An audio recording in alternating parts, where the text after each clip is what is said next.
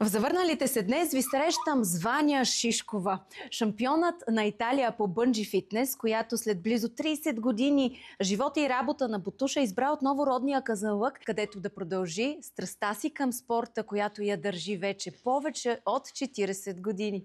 Точно така!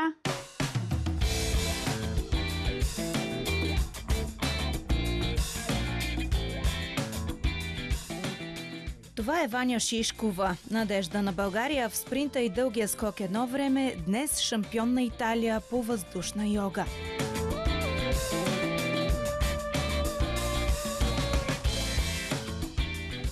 Преди да направи първите си стъпки на тартановата писта, баща й решава да пее в хор в родния Казанлък. Имахме един стар москвич, от тия най-изгърбените. И аз, понеже нямаше радио, и така се облягах между двете седалки, почвах да пея. От малка бързо осъзнава, че пеенето не е за нея. Тогава се запознава с царицата на спорта, леката атлетика, която и до ден днешен владее съществото й. Трети клас, четвърти, когато в училище в Царов дойде един треньор. И от четвърти клас до ден днешен аз съм само по стадионите и по спортните зали. И така близо 40 години.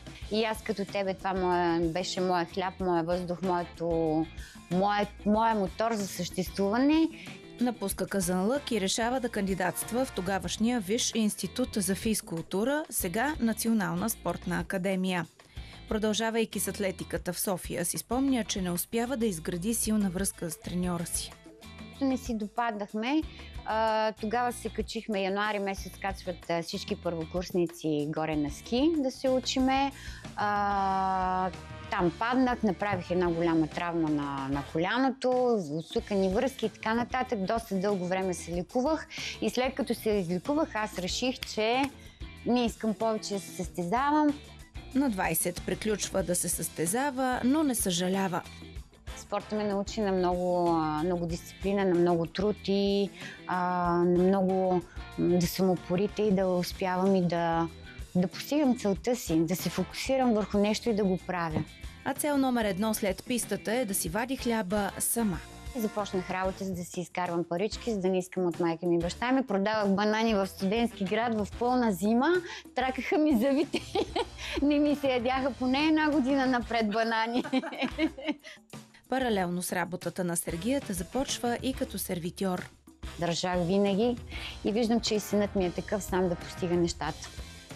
В това време среща и човека, с когото заминава за Италия. Постъпка, продиктувана, казва, от буйната им младост.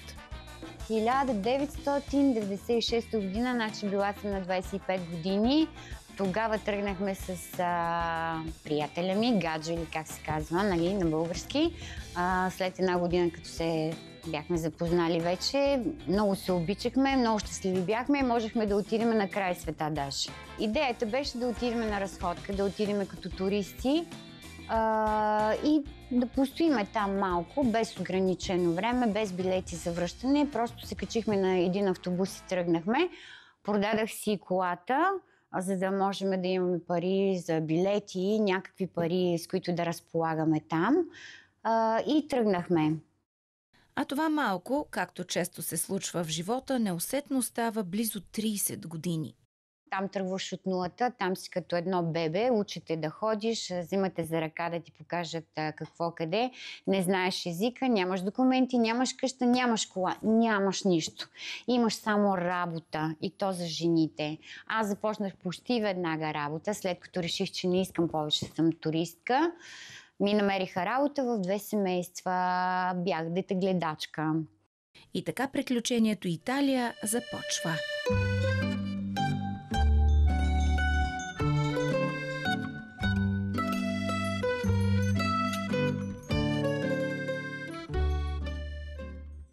Там работодателя ми даде един апартамент под наем, който беше тяхен.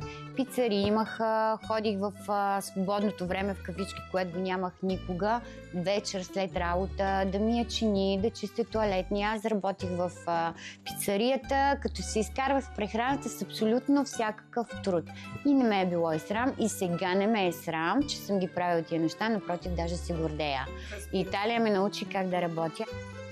От първия си шеф там се учи какво е да си лидер, а не просто собственик на пицария. Милионер с безкрайно много къщи в Франция, в Сардения, голяма къща, басейни и така нататък. Запрята ръкавите на бялата риза, замаха вратовръзката и в момента на трудност на пицайолото, който прави пици, ресторанта е пълен, той се захваща да прави той пици, мятка брашното, тестото и така нататък. Влиза при мене при чиниите, започва да ми помага, започва да ми чиниите заедно с мене. И аз в първата година бях така с отворена уста и викам, това не го познавам. Да, не го познавам.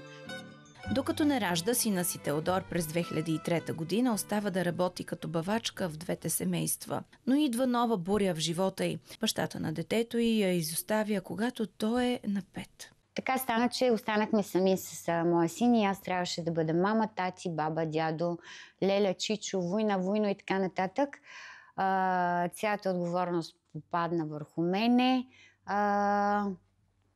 През целия ден работех и вечерите също работех. Това беше много убиващо за мен, не като физически, ами като психически, че сина ми трябва да го дам на някъде, за да отида на работа. Благодарение на желязната дисциплина и волята, на които я учи спортът, успява да се справи и с това.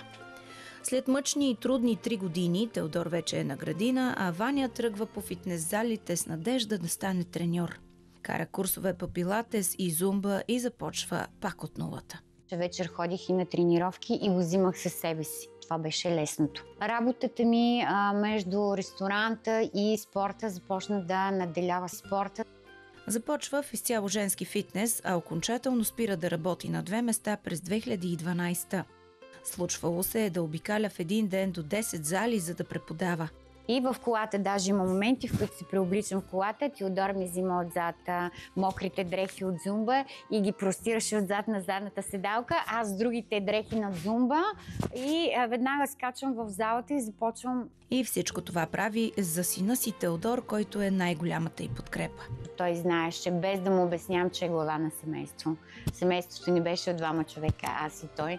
Но той знаеше, че не може да си позволява това, че не може да иска това. Винаги е бил много скромен. Нищо, че ми е казал, мамо, ми те ходят с нали, там фирмени неща, много носят децата.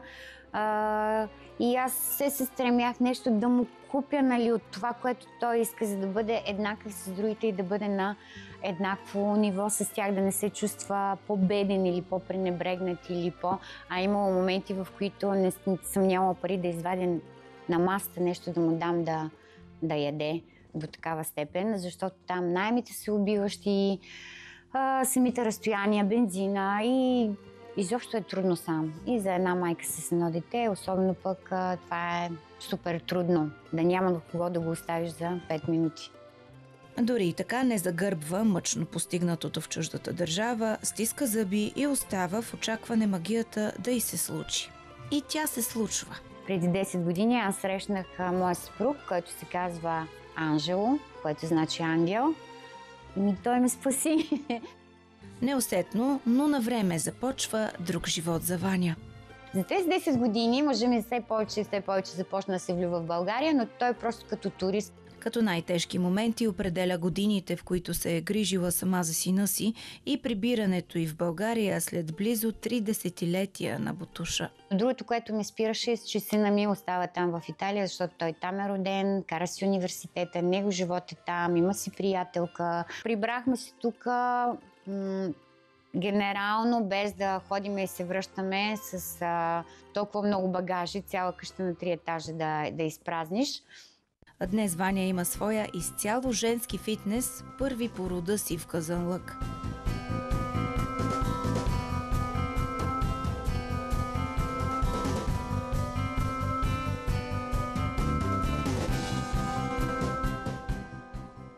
Определя завръщането си като правилно решение. От 2 години Ваня си е у дома. Тук иска да предаде опита си и да научи българската жена на едно. С удоволствие бих помогнала на всяка една от тях, която иска да направи промяната, за да вкара това в ежедневието си да и стане едно от нормалните неща, като примерно да ходи и да купи хляб или да ходи да купи цветя, да дойде да направи една тренировка. Навик, който вече няма как да го промениш. И този навик е добър, не е от лошите, нали?